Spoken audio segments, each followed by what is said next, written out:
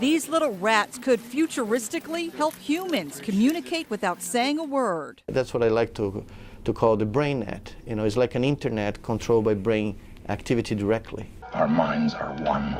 Spock's mind meld method on Star Trek is the sci-fi version of linking two brains. That would be pretty amazing. Yeah, that would be a complete new way to communicate. But for rats in Dr. Miguel Nicolelis' lab at Duke, sharing brain waves is a reality. Inside these boxes is like the play area, essentially. Yeah, inside these boxes is display area where they are. Nicolelis, the neurobiologist, gives us a rare look inside the lab where after 4 years of research, he's achieved success in connecting one rat's brain activity here at Duke with another rat in Brazil, 4,000 miles away. So you have a little microchip and then you have the electrodes that come out of it. Yeah, these are the electrodes and the microchip goes on top.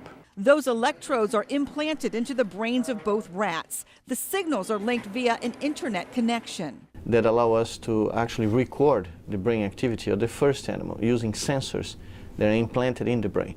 Once you record the signals, you basically transmit these signals to another animal and you inject these signals on the second animal's brain and basically establish this one-to-one connection between one brain to another. To test that connection, Nicolelis had the rats perform simple tasks like using an infrared light to encourage the rat to go either left or right. And as the rat makes that choice, that's when we get the brain activity and we send to the second animal and let the second animal know that whether he has to go left or right, according to the first brain's decision. It's a real implant, but it's just a few millimeters inside the head. Do you put the rat to sleep during this, or Of course. is it It's under painless? anesthesia. No, it's painless, totally painless. so what's the bigger picture here? Dr. Nicolelis says mind melding is years off, but that electronic connection with living brain tissue could in the near future help stroke victims. If a patient, for instance, has a lesion in the brain, you know, a stroke that destroys a particular part of the brain,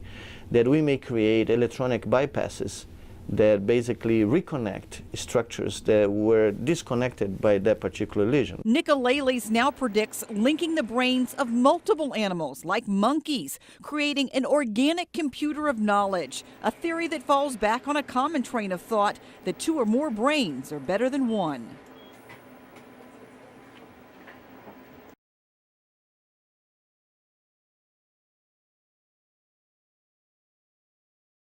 For the latest WNCN uploads, subscribe or click here.